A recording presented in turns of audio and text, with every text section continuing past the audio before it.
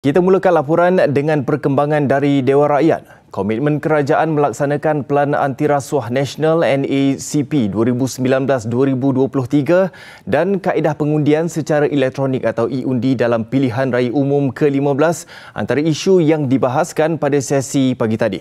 Dan untuk perkembangan lanjut, kita bersama wartawan Izrina Amir Hamzah langsung dari Parlimen. Izrina, teruskan dengan laporan anda.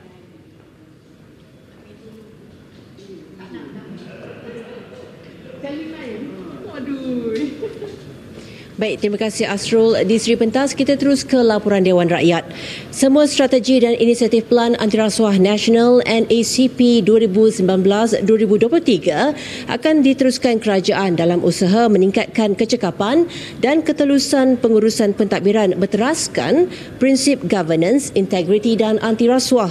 Perdana Menteri Tan Sri Muhyiddin Yassin berkata ia selari dengan komitmen dan usaha Kerajaan Perikatan Nasional untuk terus memberi penekanan kepada semua pendekatan serta usaha ke arah banteras rasuah dan salah guna kuasa. Sehingga 31 Mei 2020, sebanyak 28 inisiatif di bawah 6 strategi pelaksanaan NACP berkenaan telah selesai dilaksanakan, iaitu 1. Tadbir urus politik 13 inisiatif, 2. Pentadbiran sektor awam 3 inisiatif, 3. Perolehan awam 4 inisiatif, 4. Perundangan dan kehakiman 1 inisiatif, 5. Penguatkuasaan undang-undang 5 inisiatif, 6. Tadbir urus korporat 2 inisiatif.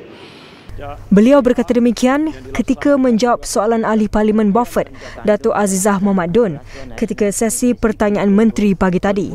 Jelasnya bagi memastikan hasrat itu dapat dilaksanakan secara tersusun dan berkesan, peranan Pusat Governance, Integriti dan Antirasuah Nasional GIACC sebagai Sekretariat Jawatan Kuasa Khas Kabinet mengenai antirasuah JAKMA akan dikekalkan. Jawatan kuasa itu katanya akan dipertanggungjawabkan untuk menyelaras pelaksanaan, memantau dan menilai keberkesanan semua inisiatif berkaitan governance, integriti dan antirasuah di semua sektor sama ada kerajaan mahupun swasta. Manakala jawatan kuasa antirasuah JAR yang dilaksanakan di beberapa peringkat kementerian dan jabatan turut akan diteruskan bagi memastikan dasar yang dibuat tidak berkompromi kepada sebarang tindakan rasuah. Tegasnya lagi, komitmen kerajaan itu juga selaras titah yang di-Pertuan Agong pada istiadat pembukaan penggal Parlimen 18 Mei lalu yang mahu NACP terus dilaksanakan. Ketika menjawab soalan tambahan Datuk Azizah berkenaan penggubalan undang-undang bagi mengawal sumbangan politik, Tan Sri Muhyiddin berkata, pihak GIACC masih belum menerima sebarang laporan daripada Jawatan Kuasa Kira-kira Wang Negara PAC berhubung perkara itu. Namun setakat 16 Julai ini, Tuan Ketua, GIACC sebagai penyelaras undang-undang sumbangan politik ini masih belum menerima apa-apa laporan tersebut daripada PAC. Saya kira ialah kerana PAC baru saja dibentuk baru-baru ini. Jadi mengambil kira keadaan semasa, PAC akan meneruskan penyediaan laporan berkaitan dengan dasar sumbangan politik ini dan mengemukakannya kepada kerajaan bila siap nanti. Sidang Dewan Rakyat turut dimaklumkan 97% ahli Kabinet Kerajaan Perikatan Nasional telah mengisytiharkan harta masing-masing. Perdana Menteri berkata mereka telah diberi tempoh selama 3 bulan untuk berbuat demikian selepas mesyuarat pertama Kabinet pada 10 Mac lalu.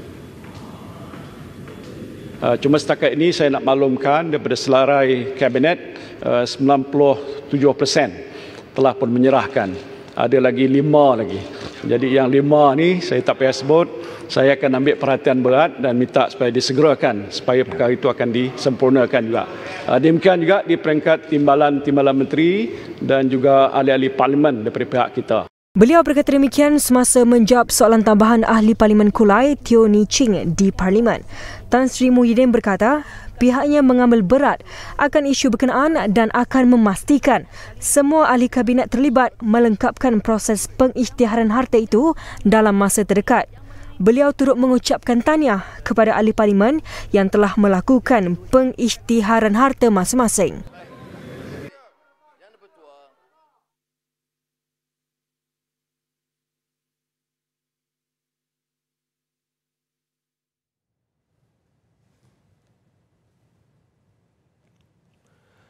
Kami mohon maaf atas gangguan yang berlaku itu tadi dan kita ke laporan parlimen seterusnya. Suruhanjaya Pilihan Raya SPR masih belum berpuas hati dalam aspek kerahsiaan dan keselamatan untuk mengaplikasikan kaedah pengundian secara elektronik atau e-undi dalam Pilihan Raya Umum ke-15.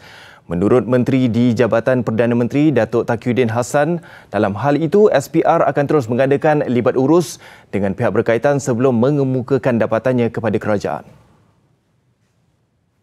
Laporan juga menunjukkan bahawa sistem e-voting yang dilaksanakan di negara-negara tersebut terpaksa dikaji semula dan dibuat beberapa penambahbaikan dan akhirnya ada negara yang kembali kepada sistem manual.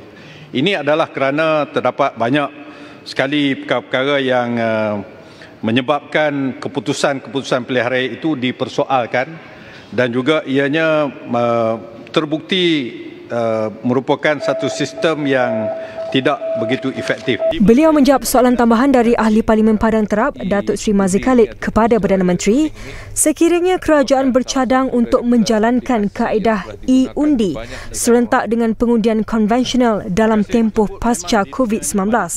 Menjawab persediaan dalam menghadapi PRU 15 pada bila-bila masa, beliau menyatakan SPR sentiasa bersedia dengan sebarang kemungkinan.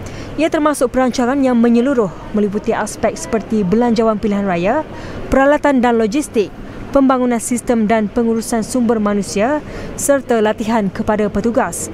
Tambahnya, buat masa ini kaedah sedia ada akan diteruskan dengan penambahbaikan dilakukan dari semasa ke semasa.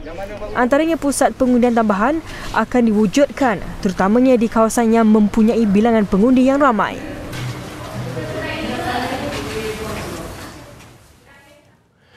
Dan seterusnya, sebanyak 405,441 isi rumah yang kini tersenarai di bawah kategori miskin berdasarkan Had Pendapatan Garis Kemiskinan PGK baru akan dipastikan berdaftar dengan sistem e-Kasih.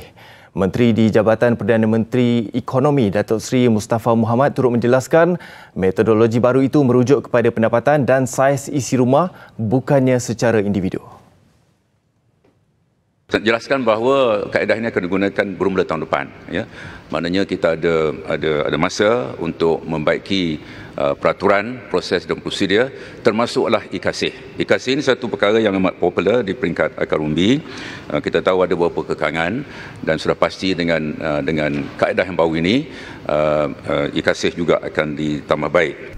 Beliau menjawab mewakili Perdana Menteri bagi soalan tambahan yang diutarakan Ahli Parlimen Kota Melaka, Khoo Pwai Tiong. Setakat ini, jumlah isi rumah yang berdaftar dengan e-Kasih menghampiri 200,000.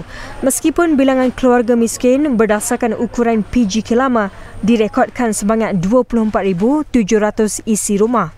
Berdasarkan PGK baru itu juga, had pendapatan isi rumah kini ditetapkan kepada RM2,208 berbanding RM980 pada kadar lama yang telah digunapakai sejak 2005.